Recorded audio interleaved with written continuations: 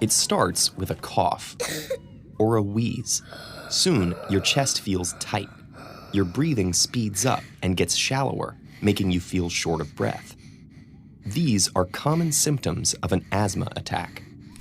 Around the world, more than 300 million people suffer from asthma, and around 250,000 people die from it each year.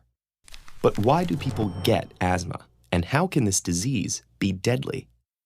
Asthma affects the respiratory system, particularly the smaller airways, such as the bronchi and bronchioles. These airways have an inner lining called the mucosa that's surrounded by a layer of smooth muscle. In people with asthma, the airways are chronically inflamed, which can make them hyperresponsive to certain triggers.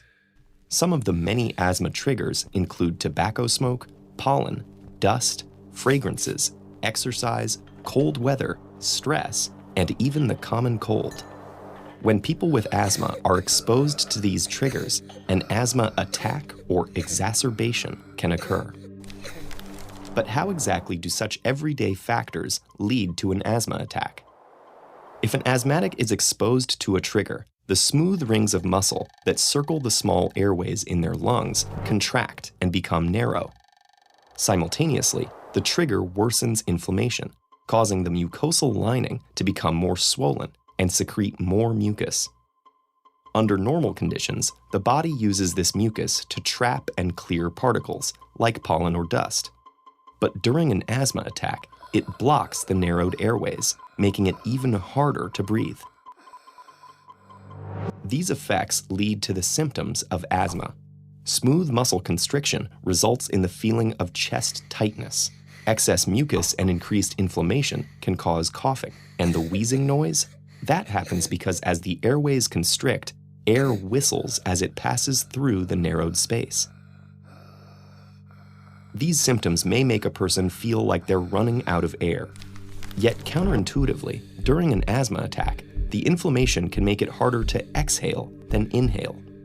Over time, this leads to an excess of air in the lungs, a phenomenon known as hyperinflation. The trapping of air inside the lungs forces the body to work harder to move air in and out of them. Over time, this can lead to reduced oxygen delivery to the body's organs and tissues. Sometimes, in untreated severe asthma attacks, the body can't keep up, which can lead to death from lack of oxygen. So how do we prevent these uncomfortable and potentially fatal attacks in people who have asthma? One way is to reduce the presence of triggers. Unfortunately, the world is an unpredictable place, and exposure to triggers can't always be controlled.